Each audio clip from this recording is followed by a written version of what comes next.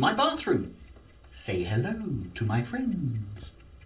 1975 was the year I first managed to collect together $50 and buy an original pair of Levi Strauss jeans. Following the vagaries of fashion, naturally, I covered them with toilet cleaner and then jumped in a bath to make them shrink to fit. It was a good year. That was the year also that I first saw our featured band today, Pink Floyd, live at Knebworth. Probably one of the greatest rock concerts ever. But more of that later. 7.5 hours exactly. These jeans should now be perfect.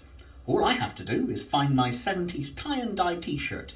I'm sure it'll still fit. What do you guys think? Reckon we're on?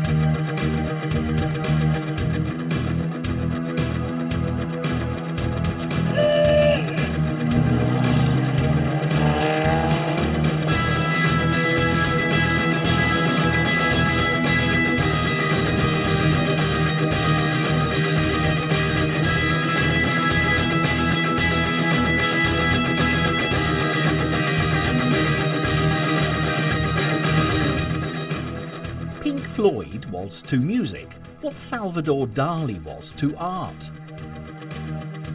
They both bent it and shaped it into an entirely new form, confounding highbrow critics by appealing to the masses, even though they all came from the very same world as the highbrow critics. The only difference between Pink Floyd and Salvador Dali was that none of the band grew a silly moustache. So, let the lava lamps warm up, get yourself comfy on the beanbag, watch out for those skin-tight jeans, grab your rose-tinted shades and stare meaningfully at the dancing shapes, set the controls for the heart of the sun and watch the story of Pink Floyd unfold in all its psychedelic splendour.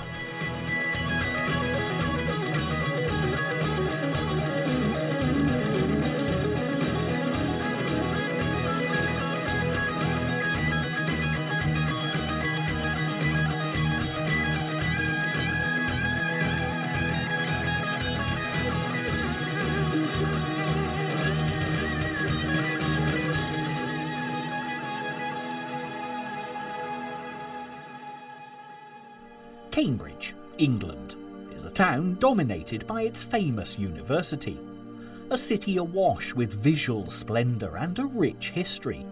Its inhabitants are affluent, and there's an air of intelligence and class distinction on every street corner. There are two species that live within the city walls, the Gownies, who are the local students, and the Townies, who are the local residents. Both seem to integrate with each other in an old-fashioned, genial atmosphere. Cambridge is the coffee aficionado's froth on top of England's cappuccino.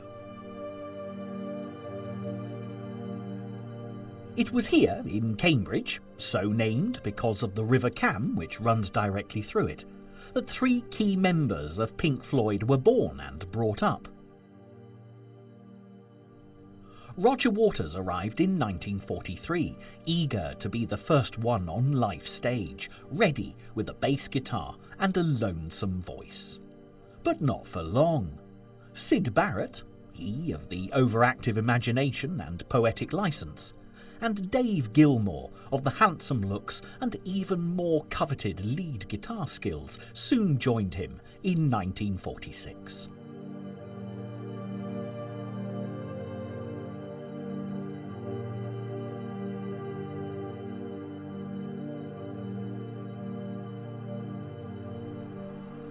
Meanwhile, in 1945, two more members waited in the not-too-distant wings of London to join the party. Nick Mason drummed himself out in Birmingham, son of a very affluent family who lived in a sprawling mansion on Downshire Hill, Hampstead. He wasn't so much born with a silver spoon in his mouth as the whole cutlery service.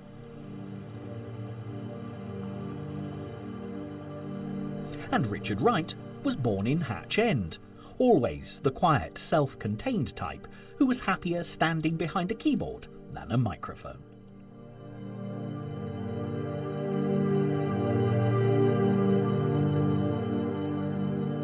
None of them had a difficult childhood or poverty-stricken background that spurred them on to later success. In fact, Pink Floyd's seemingly laid-back attitude, their soft music and heavenly vocals, perhaps came from the fact that they didn't yearn to break out of suburbia, unlike many contemporaries who rose from troubled roots to become working-class heroes.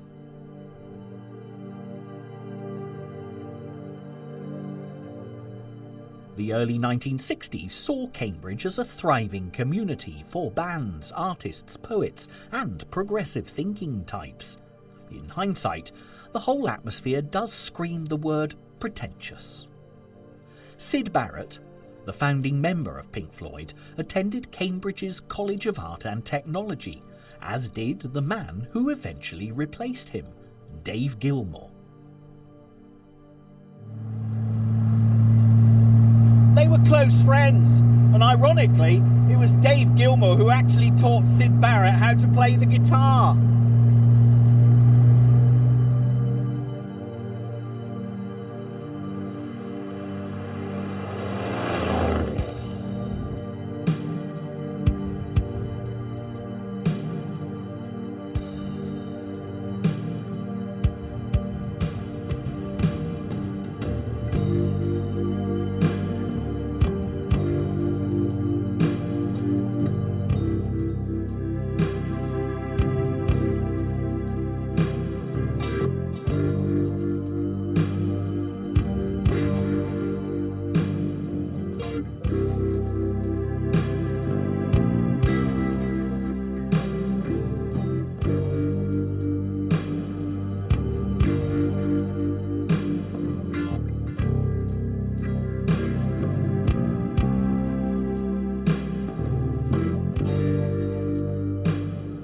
Meanwhile, at Regent Street Polytechnic, London, England, Roger Waters formed a band called Sigma 6 with a lineup that included Nick Mason and Richard Wright. They soon changed their name to the Screaming Abdabs, which sounds like the sort of mental illness that Syd Barrett later succumbed to. Syd Barrett and Roger Waters knew each other from their days at Cambridge County High School for Boys, where they formed a friendship because they both lost their fathers at a very early age, and it wasn't too long before Syd Barrett was drafted into the Screaming Abdabs.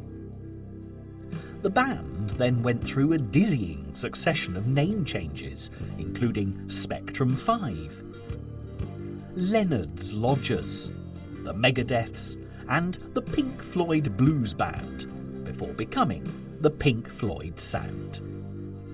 They also got through a number of personnel changes too, with Richard Wright leaving temporarily to marry another ex-band member, Juliet Gale.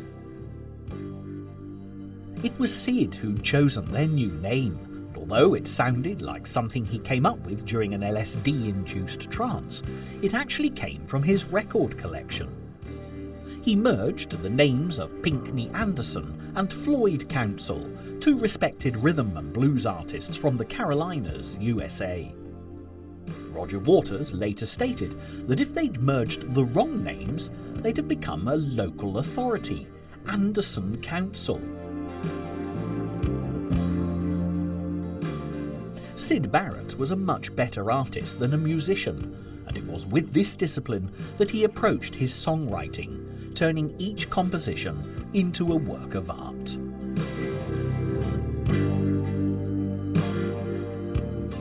As the Pink Floyd sound emerged, Dave Gilmour was having more success with a conventional covers band called Joker's Wild, which had already attracted interest from record companies and had a serious fan following.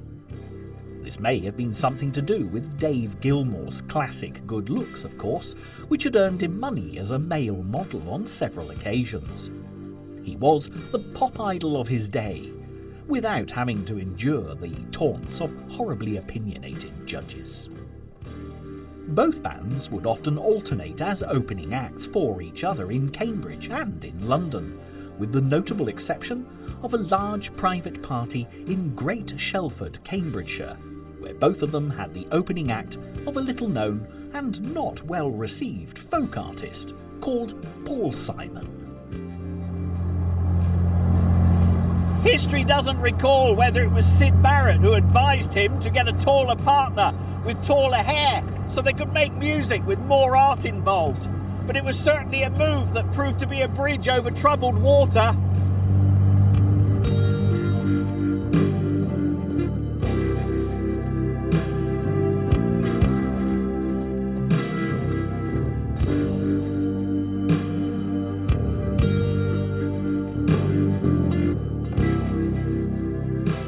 By 1966, the Pink Floyd had lost their sound. That's not to say they were now a band that played in silence. They just got rid of the word sound from their name and became quite simply the Pink Floyd. Using this name, they became very well known due to a series of gigs called Giant Mystery Happening. These gigs took place at the legendary Marquee Club, which occupied various locations in London, and has recently been revived with a 21st century transformation. This venue would play host to all the great bands of the 1960s and 70s, showcasing the birth and rise of the British music scene. The giant mystery happening here was that anyone attended the gigs at all, being as they weren't publicised in any way whatsoever. The main thing that singled these shows out was the emergence of the Pink Floyd as the soundtrack to Alternative London, a trendy set of artists who championed anything different or avant-garde.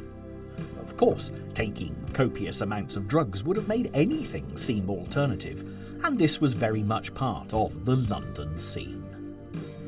Soon, the Pink Floyd came to the attention of Peter Jenner, John Hopkins, Andrew King, and Joe Boyd, advocators and benefactors of the London Free School, which adhered to ideals set up by London's turn-on, tune-in, drop-out counterculture.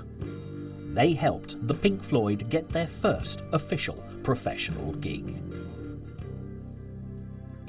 The London Free School was located in a basement flat at 26 Powis Terrace, Notting Hill, London, where it ran the very first Notting Hill Carnival to raise awareness of drugs and the often ignored black population. It also produced the International Times newspaper, which was a non-political mouthpiece for music, literature, art, social issues, and the growing drug culture. They championed the Pink Floyd and introduced the famous psychedelic light show to their stage performances, which brought not only an extra dimension to the Pink Floyd's freeform instrumental experimentation, but also increased the effects of any hallucinogenic drug taken by the audience.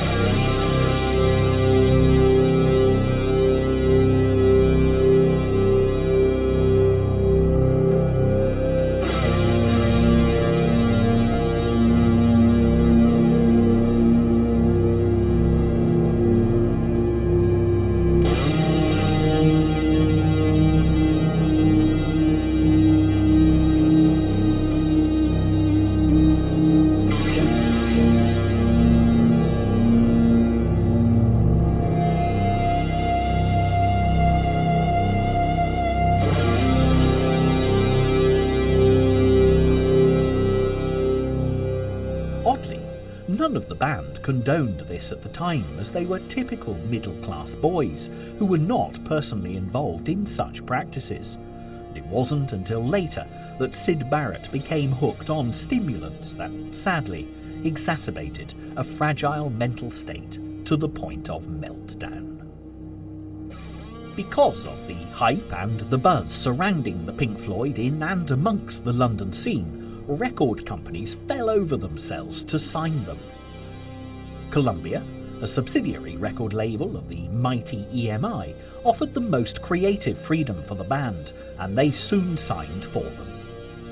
Sidney Arthur Beecher Stevens was the man who got their signatures.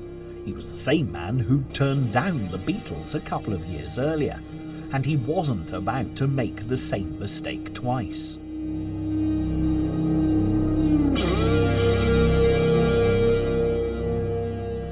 The Pink Floyd released Arnold Lane and See Emily Play to great chart success, both Syd Barrett penned lyrical oddities. Ironically, these songs contained none of their experimental sound that made them such a hit on the London circuit. As soon as they began touring, audiences were confused and angry, expecting to hear lyrical, folk-like ditties, and instead coming up against a wall of white noise. They often rioted or demanded their money back. By the time The Piper at the Gates of Dawn, their critically acclaimed first album, was released, they'd struck a balance between psychedelic songs and freak-out instrumentals.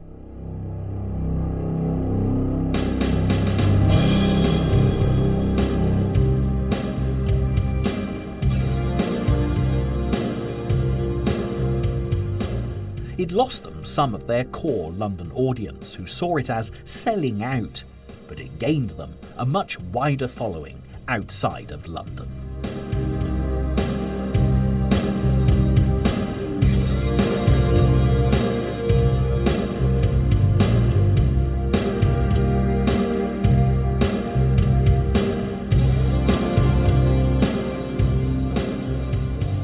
Syd Barrett, the initial creative force behind the Pink Floyd, was the door through which the other members stepped out into fame and fortune. Sadly, the door was becoming unhinged. Syd was taking acid tablets as if they were vitamin pills. Peter Brown, famed poet and lyricist for the legendary supergroup Cream, remarked that such drugs were lethal to someone with an imaginative mind. People who had no imagination would perhaps acquire one through LSD. However, people with an overactive imagination, like Syd Barrett, could easily be pushed over the edge and beyond the reach of reason.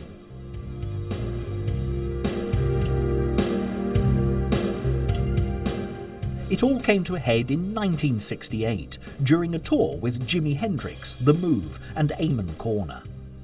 The Pink Floyd were allotted a 17-minute set, which required them to play their short, snappy chart hits.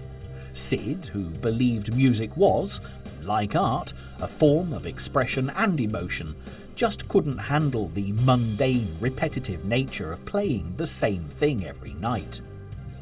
It was at this time that his old school friend Dave Gilmour was invited to deputise for him by the rest of the band. By the end of the tour, Syd had taken to standing on stage and doing virtually nothing, often just staring out at the audience. It was decided that he'd be better off staying away from live performances and just writing, in much the same way as the similarly disturbed Brian Wilson had done with the Beach Boys.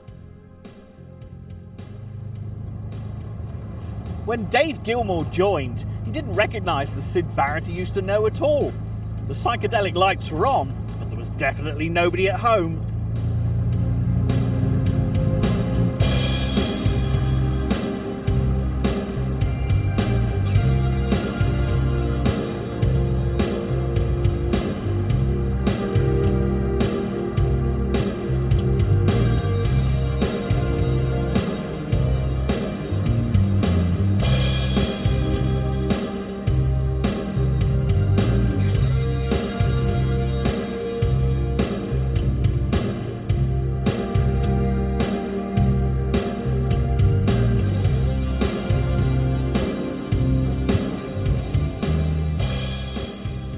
Syd Barrett officially left the band in 1968, taking with him the word "the" from their name.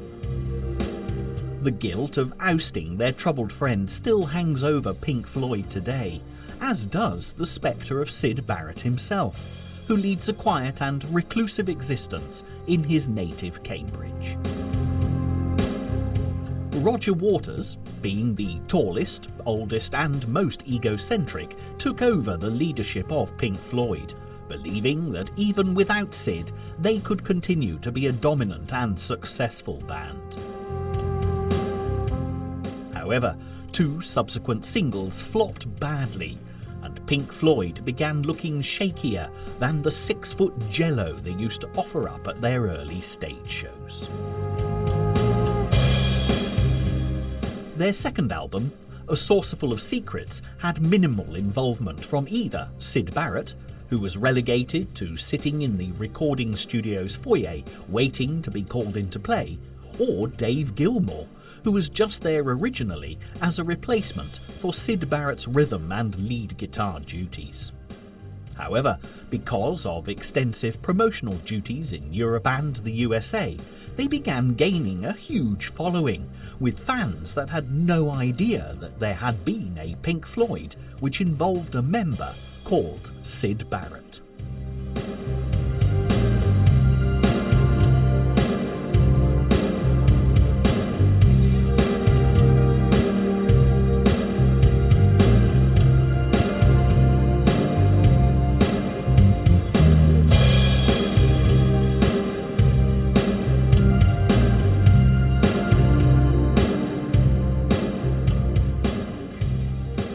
Syd Barrett gained a cult following that still exists to this day, including a Syd Barrett Appreciation Society. He followed his departure from Pink Floyd with an extremely short solo career and many bizarre reports of his erratic behaviour, including one sighting at a Chelsea boutique where he tried on 3 different sizes of trousers and bought all of them, claiming each one fitted him perfectly. Many artists as diverse as David Bowie, Robin Hitchcock and R.E.M. cite him as an influence, and all have recorded his compositions.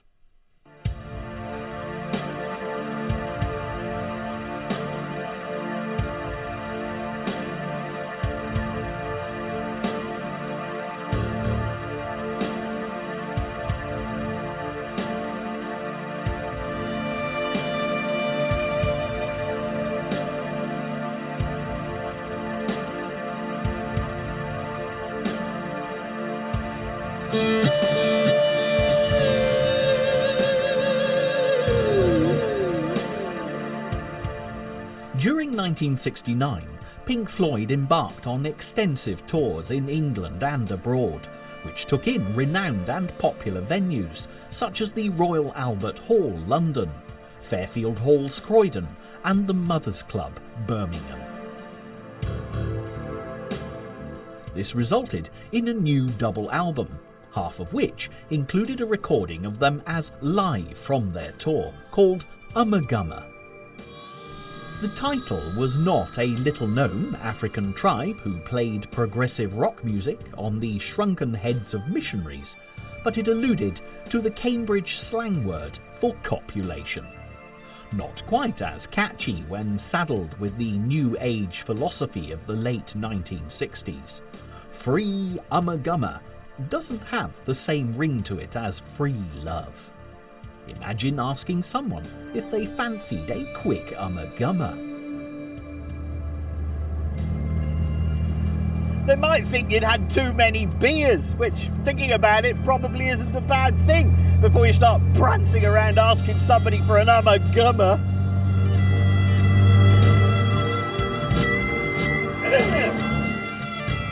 Pink Floyd were now also being asked to score soundtracks for French and English films. In one very popular coup, they were asked to score the soundtrack to the live televised event of the Apollo 11 moon landings, which gained them massive exposure. Nobody could see them, playing their instruments in spacesuits on the moon's surface as Neil Armstrong made his giant leap for mankind. But everyone could hear them, which was just as important for Pink Floyd as it was for Neil Armstrong.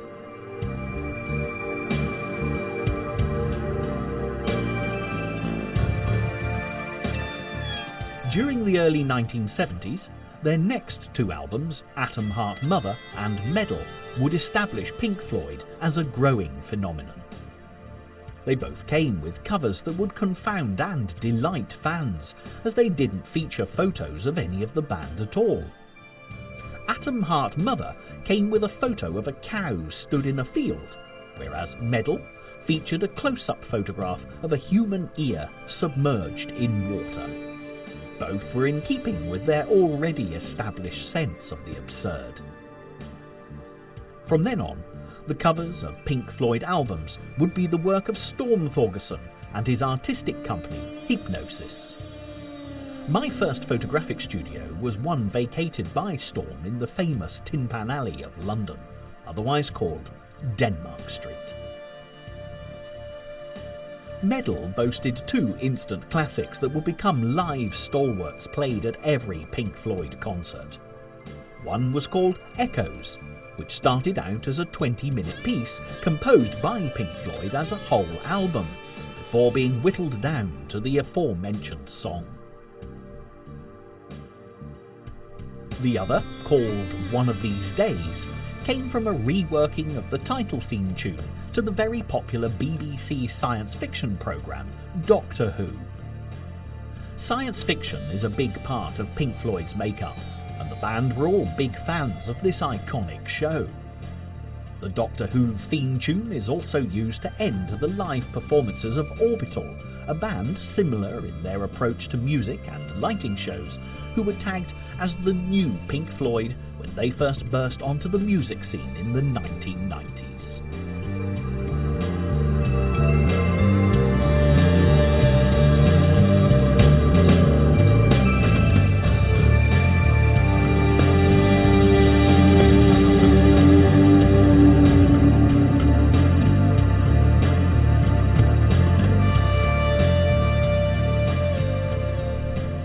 They recorded a Pink Floyd Live at Pompeii concert film, which was shot entirely in an empty amphitheatre, with shots of the Vesuvius volcano that had eradicated the original audience a long time ago.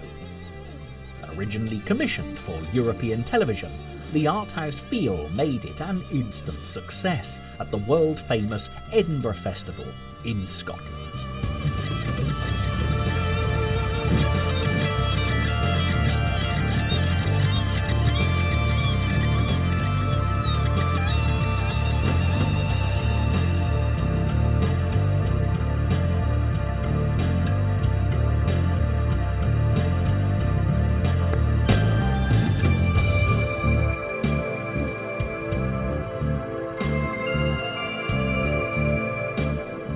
The Dark Side of the Moon came next, Pink Floyd's seminal musical tour de force. It was an album alluding to madness, and therefore alluding to the constant pressure of the business they were in, which, in turn, alluded to the pressures of constant touring, writing and creating, which centred itself on the ghost of Syd Barrett.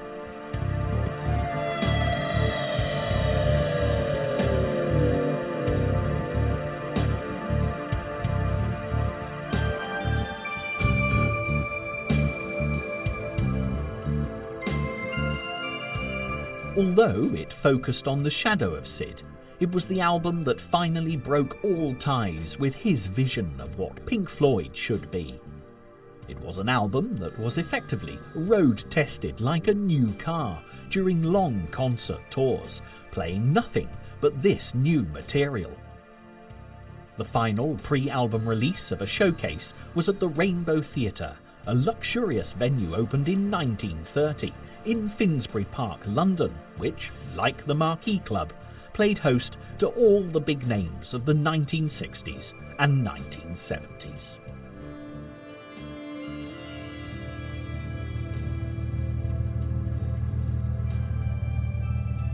On a completely useless note, Finsbury Park, said backwards, is crappy rub sniff. Thought you might like to know that. I'm off now to a very special location, Knebworth.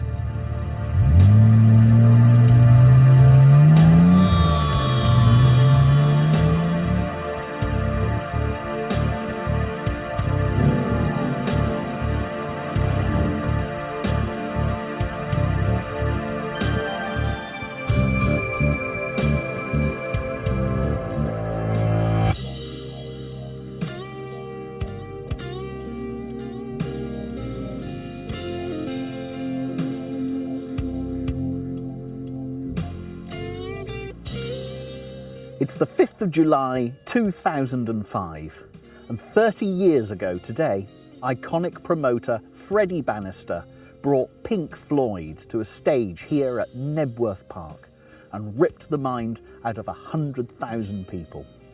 I was one of those 100,000. And this is exactly where I sat! 30 years later, we shall now attempt to maintain a little bit of dignity as we extract a slightly portly 47-year-old man who has been wedged into his kit car. And then I'll have a go at describing exactly what it was like here all those years ago. Right then, buttocks first.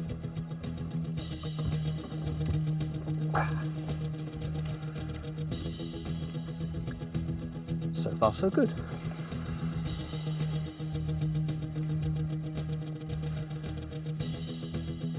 Stage. Great big thing. 60 odd yards. Bands, roadies, engineers, all that stuff. Racks and stacks of everything. Lights all over the place. Smoke, fireworks, bits and pieces. I'm probably standing where Dave Gilmour did. Up there was a 50-foot pole. It might have been more, I have no idea. It was a great big pole and I don't even know what it was for at the time. Anyway, we're all sitting there and Captain Beefheart is doing his Captain Beefheart thing and Roy Harper is doing his Roy Harper thing and Steve Miller is doing his Joker thing. And suddenly everybody starts hooray in the middle of the crowd. And I look back and there's a blokey climbed all the way to the top of the pole. And you think, oh, he's an engineer, he's doing whatever he's supposed to be doing. Until the tannoy said, will the man at the top of the pole immediately come down or the concert will not continue? And he sat at the top of his pole and he went, ah, as you would do if you had achieved such a thing. And the crowd went, yeah, more anarchy, and we were having fun, and it was a beautiful day. And he refused to come down. So a minute later, the tannoy said, will the man at the top of the pole please immediately come down or the concert will not continue? Hey, went the man at the top of the pole. When 100,000 anarchists all trapped in one field. 1 minute later, will the man at the top of the pole immediately come down or Pink Floyd will not come on stage? Boom! 100,000 people silent, daggers towards the pole. That man came down that pole like a fireman, covered with grease. Boom! Down he came. The concert continued. I digress while I remember that memory. That was a good moment. Stage. 4 great big loudspeaker stacks. There was one set of speakers here, and another set over here. The third one was here. And there was a fourth one right here. Pink Floyd started the set with the opening track of the new Wish You Were Here album. The one that goes ooh for about 2.5 minutes, making it, I think, the longest opening single note by a rock band in history. With the exception of when I got my little finger caught between 2 keys in my Korg M1 in 1987. But that's a different story. When the ooh had gone on for 2.5 minutes, the 4 speakers went bong, bong, bong, bong.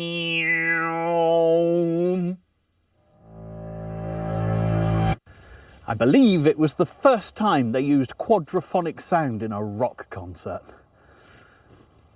100,000 people went mental. After they finished the Wish You Were Here set, we went into the Dark Side of the Moon set.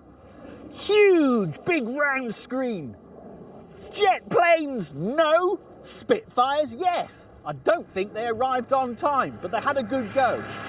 Big round screen, hospital trolleys rushing everywhere, lights and upside down people, fireworks, all this stuff. You know the one.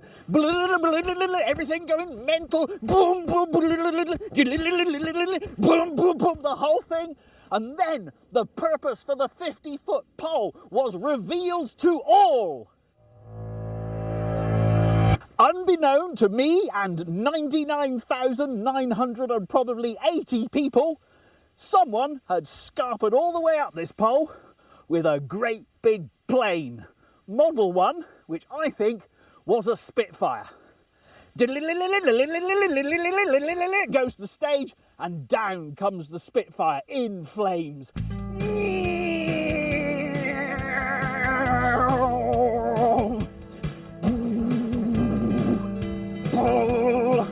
We start to see it. Whoa! Smoke's coming off. Boom! Lights are flashing. It's all going to blow up. It looks immensely huge when you've had 14 pints of Carlsberg. Little detour here, purely down to my imagination. Another detour there, purely down to my imagination. There must have been a wire. I hope there was a wire.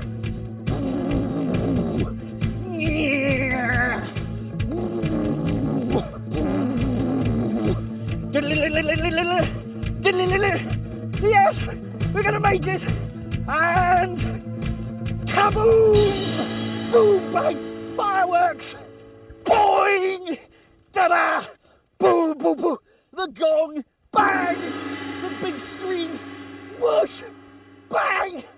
Wallop! We went mental. The evening drifted into a beautiful, starlit, wind-free, warm night. The lighting took over, and so did the music. 100,000 people here were absolutely in awe and at complete peace with their surroundings. It was unforgettable, and for me, it must be one of the top 10 memories in an extremely busy life. I didn't know what they would do for an encore. Didn't even think about it. It was too busy, hoo, hoo, hoo, in a way as you do. And the crowd went silent, and the stage went silent. And then they played one single note. Ping! And it echoed all around Knebworth Park.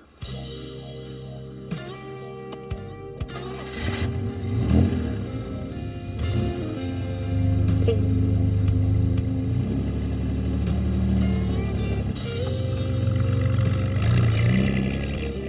Wish You Were Here is notable by something extraordinary. When recording the song Shine On, You Crazy Diamond, which was written about Syd Barrett, a very fat, very bald, white-coated gentleman with no eyebrows walked into the Abbey Road Studios, London, made famous by the Beatles. It took an age before Pink Floyd realised that it was Syd Barrett. He'd appeared out of nowhere to offer his services. He disappeared the same day, and they never saw him again.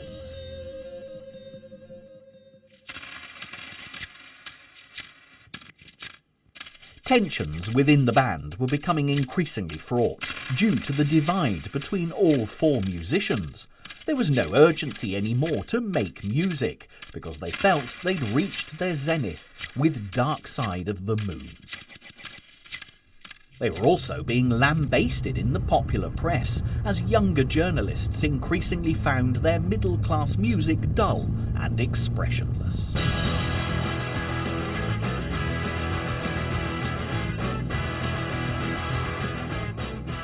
The British punk invasion had arrived, with garage bands more concerned with putting their aggression and dissatisfaction on albums than with the ability to actually play their instruments. Pink Floyd's next album, Animals, was a reaction to press criticism and punk's angry mob. It was stark, angry, and far removed from the slickness of their previous productions.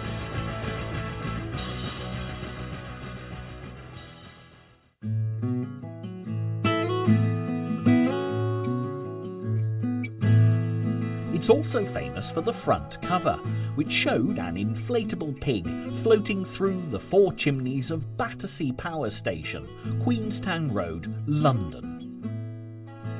The station was built in the 1930s, designed by Sir Giles Gilbert Scott as the biggest brick building in Europe, and was once the symbol of modernity and progression, but now stands derelict and forlorn.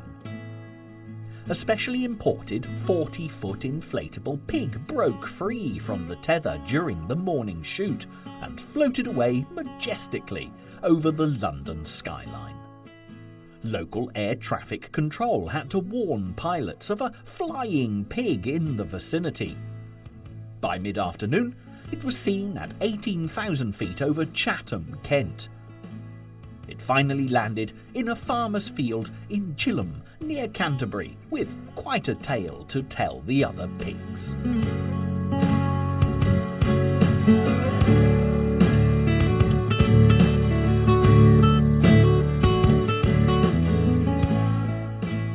After Animals, and the subsequent tour which saw Pink Floyd playing such big venues that they felt alienated and isolated from their audience, they effectively broke up to pursue solo ventures.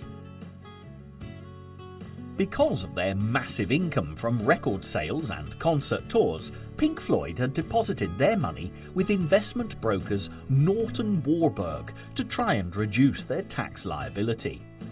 As a company, Norton Warburg were as watertight as the Titanic and managed to lose over £2.5 million, that was $4 million, of Pink Floyd's money, leaving itself £800,000 to pay off all debtors, of whom Pink Floyd was just one. To put it bluntly, Pink Floyd were faced with bankruptcy and a huge tax bill. So, Roger Waters reconvened the band with two ideas for a concept album. They chose the one called The Wall. From the very beginning, they hoped this project would evolve into three things: a tour which would be more of a theatre show than a pop concert, an album that would surpass all that had gone before it, and a film that would carry important moral messages and social debates. The ideas behind The Wall were all semi-autobiographical. The central character of Pink Floyd was a lead singer in a band, and it often depicted real events in Roger Waters' turbulent life, ranging from the death of the father he never knew in the Second World War to the teachers that had bullied him in his early life. Each time something bad happened, another brick would be built in the wall around him.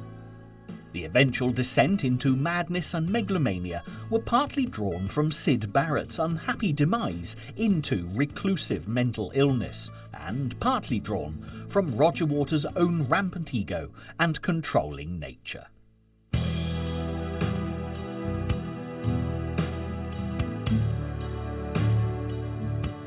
When the album was released, Roger Waters had become such a tyrannical leader of the group, something which, as an armchair socialist, he would rage against in other people, that he effectively froze Richard Wright, the keyboardist, out of Pink Floyd. He gave him no credit on the album and kept him on salary as long as he promised to stay away from the studio and the stadiums. In hindsight, this seems like a good decision for him, as the expensive tour spiralled in costs to the extent that the rest of the band were having to take no salary at all, whilst Richard was sitting in his holiday home on a Greek island, raking in the cash. He even got royalties from Pink Floyd's only #1 single, Another Brick in the Wall, the anti-education system diatribe in musical form.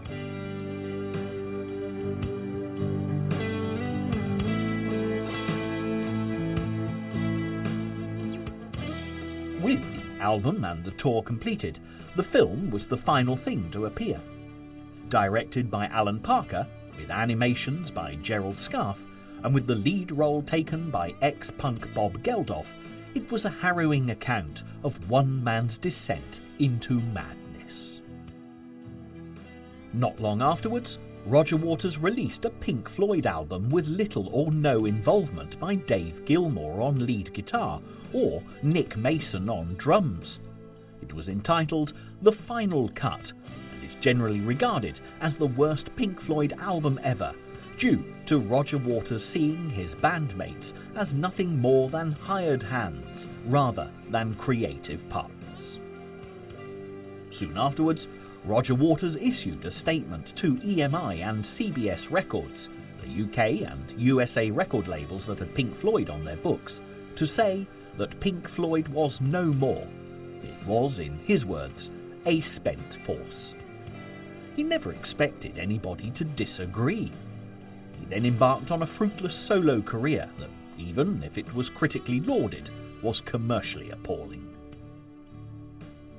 In 1986, 20 years after the band first entered a recording studio, Roger Waters instigated high court proceedings when he learned that Dave Gilmour and Nick Mason were starting a new Pink Floyd project. He claimed that since he'd written the bulk of their material over the years, he was entitled to prevent any commercial exploitation of the name Pink Floyd.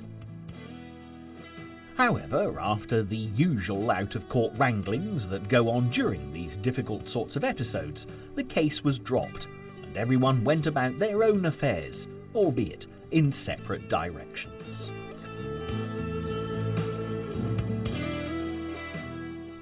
Dave Gilmour and Nick Mason released the new Pink Floyd album entitled A Momentary Lapse of Reason in 1987.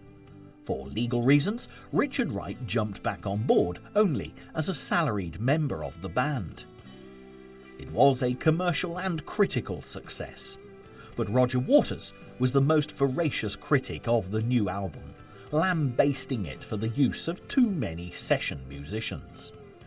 Dave Gilmour counteracted by suggesting that it was he who played bass rather than Roger on virtually all of Pink Floyd's songs, but was never credited, and that Roger would never credit anyone for their input into writing songs either. It was a classic case of throwing toys out of baby carriages at each other, or, to corrupt a classic Richard Burton war film title, Where Egos Dare.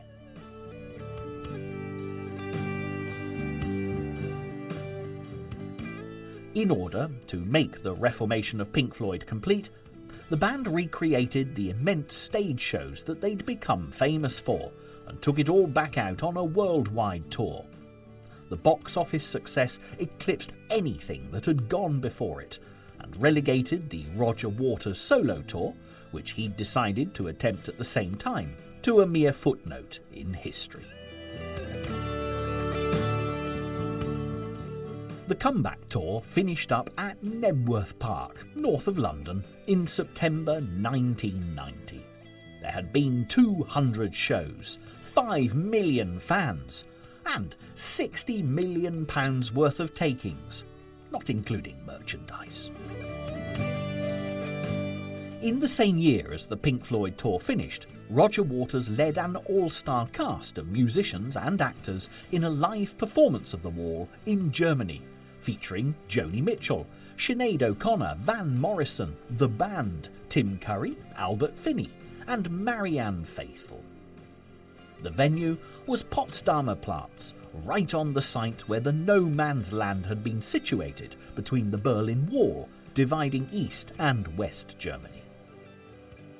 The knocking down of the wall provided the perfect benefit concert performance for The Wall, which Roger Waters had vowed never to again perform. It was also the site of Adolf Hitler's underground bunker, where he'd committed suicide rather than surrendering himself in 1945. The Pink Floyd tour had helped cement the band back together again, and restored the shattered confidences of Nick Mason and Richard Wright, who'd both been bruised and abused by Roger Waters and his towering ego. With Richard Wright legally back on board, Pink Floyd recorded and released The Division Bell in 1994. Incidentally, the title was suggested by the late great science fiction writer and would-be guitarist Douglas Adams of the Hitchhiker's Guide to the Galaxy fame, in exchange for a £5,000 donation to the Environmental Investigation Agency. It is, in fact, the name of the bell in the House of Commons that summons members of England's Parliament to vote on any given issue. However, there was no question posed about the production values of the division bell. It was a return to classic Pink Floyd form, and more importantly, one of the most successful in the band's 30-year history.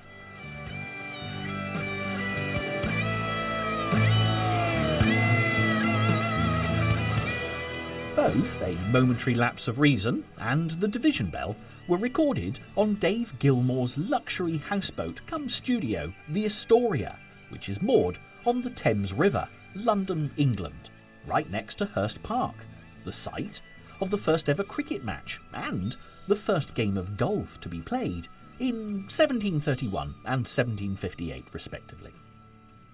The houseboat was built in 1913 for the theatrical impresario Fred Carno, the man who took his troupe of acrobats and comedians to America and introduced the world to Charlie Chaplin and Stan Laurel.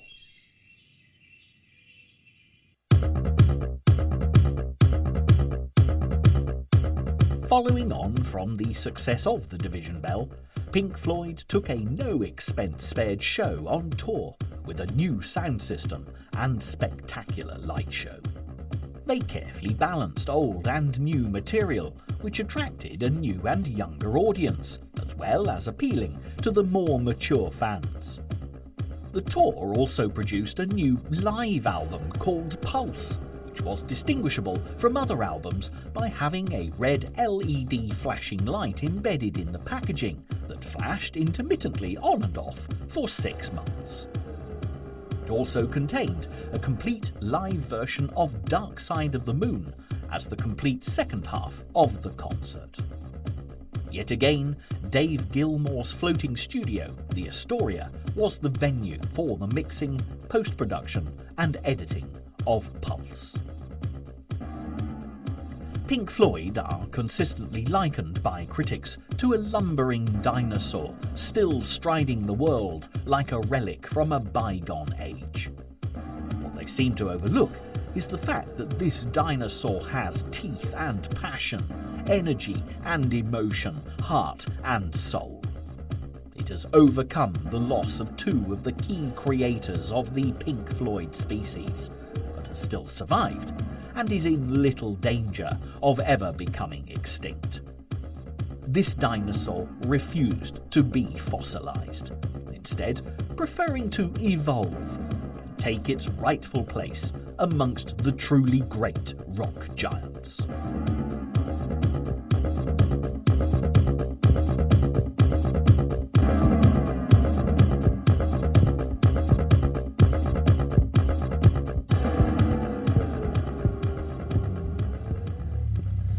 There's a footnote to this tale. As a result of Bob Geldof's cry to the people through Live 8, Pink Floyd put aside 20 years of differences, and Messrs. Wright, Waters, Gilmour and Mason recreated some dinosaur DNA and rocked again at Hyde Park for the very last time. Or was it?